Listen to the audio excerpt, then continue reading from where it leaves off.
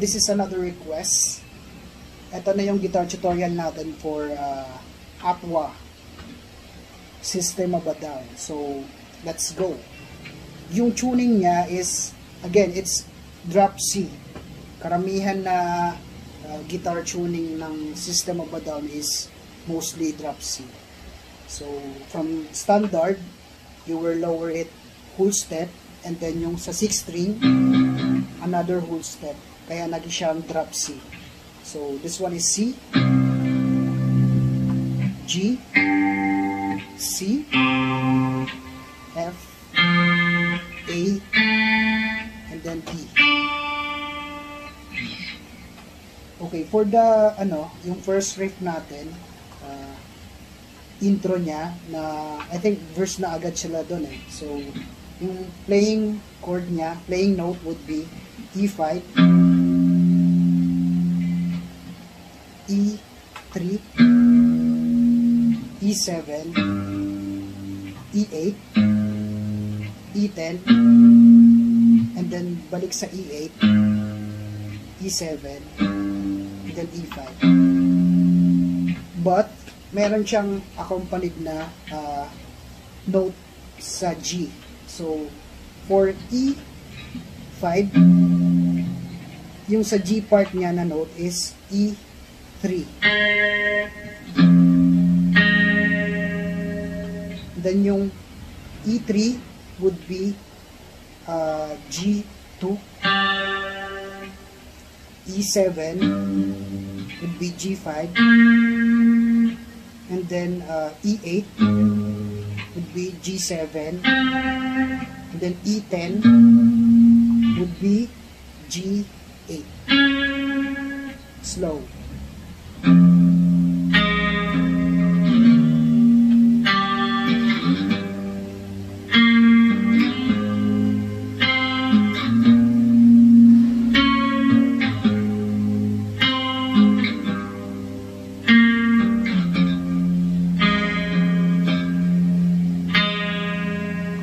Tapos balik ulit.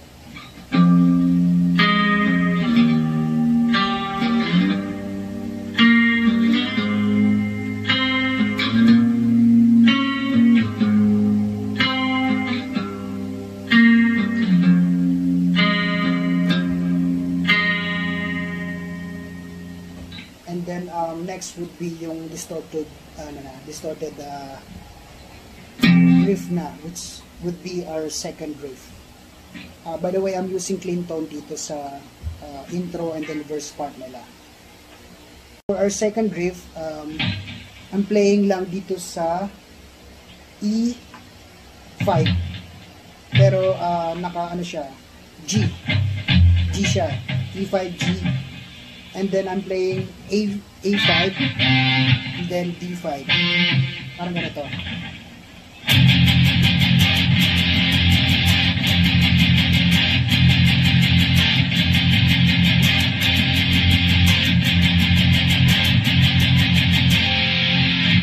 Yung first part niya. Okay, so and then yung effect pedal na ginamit ko would be yung distortion na high gain siya. Yun lang, yung second riff natin.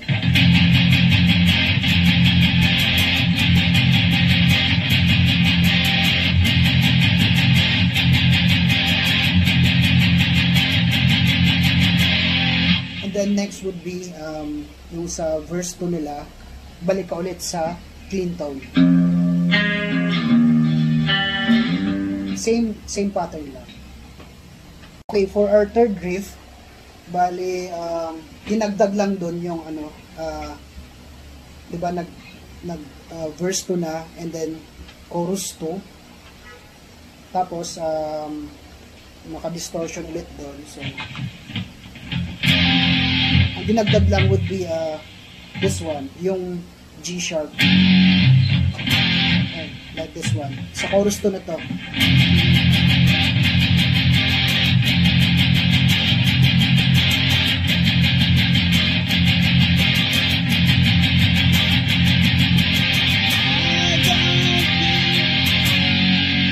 Yan lang yung dinagdag niya. So, from G, mag-high siya ng sharp. So, G sharp.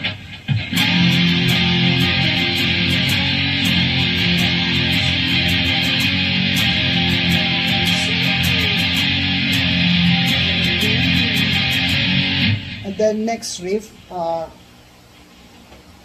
ito na lang yung pang third riff natin kasi minusog lang naman niya yung sa G sharp. Yung third riff would be octave part na siya. Parang octave solo. Ganito. Umpisa natin sa una. Start from the start.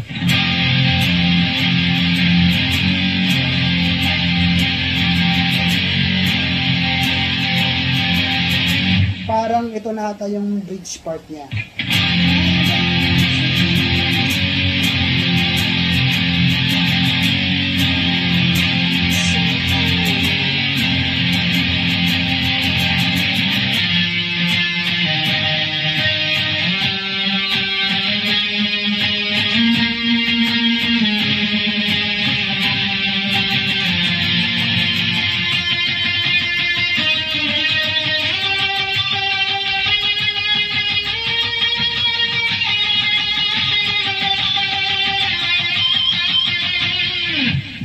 Okay, yung octave part niya would be G,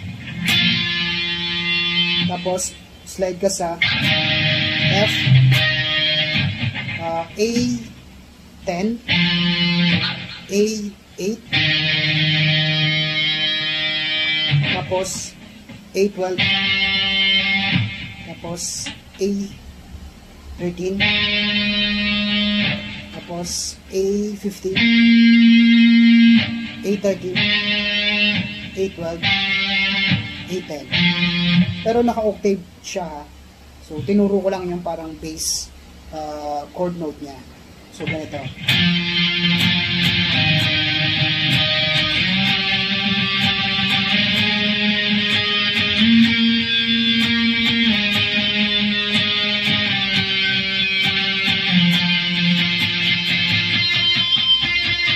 And then, parang yung lead part na niya doon.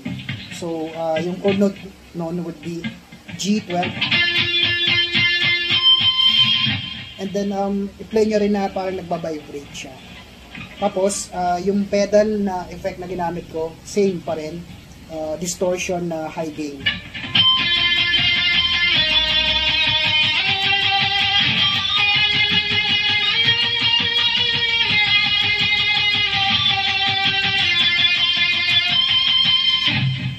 Slow natin. G12,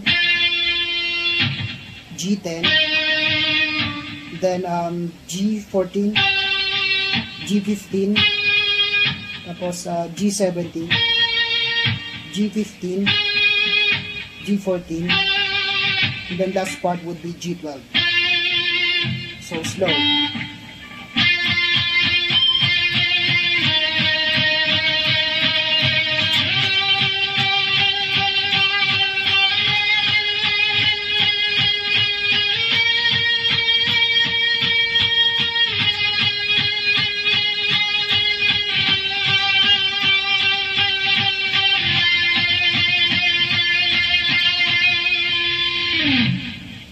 The start, bilisan natin para mag-gets na.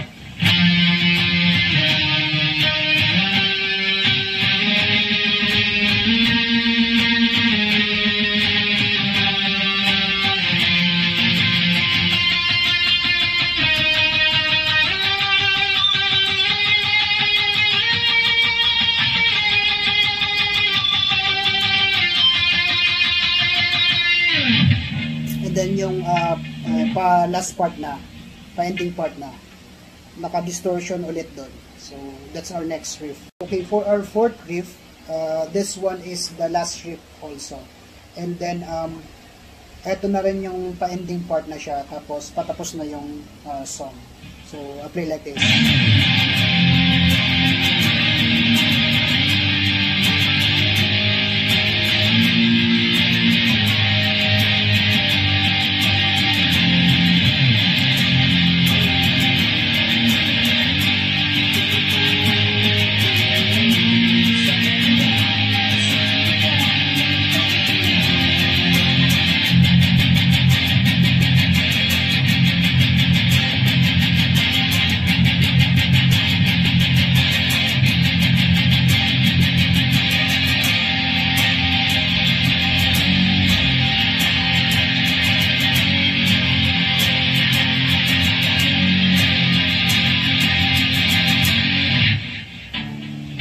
Okay, yung chord note niya, same chord note dun sa intro, kaso yung difference is naka distortion siya. I'm using again high distortion gain. So yung chord note niya would be this one. Same lang. It's E5, E3, E7, E8, and then E10. Tapos baba ulit, E8, E7, and then E5. Slow natin.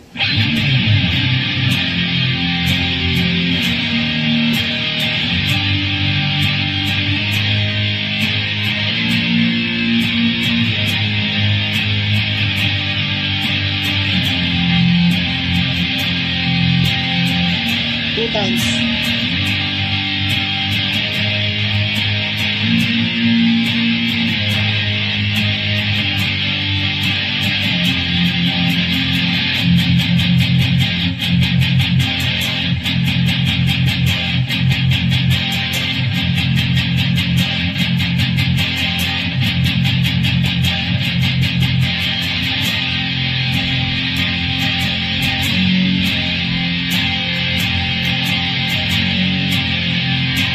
Times. Last. Yun na yung ending part niya. Okay, that's it. So, that's my guitar tutorial for Aqua ng System of a Down. So, thank you for watching again my guitar tutorial. And then, please do follow me sa Facebook ko, yung Jongski, and then sa YouTube channel ko din na Jong TV 360. Yun lang. So, see you next time, guys. And then, have a good day, everyone. Thank you. Bye-bye.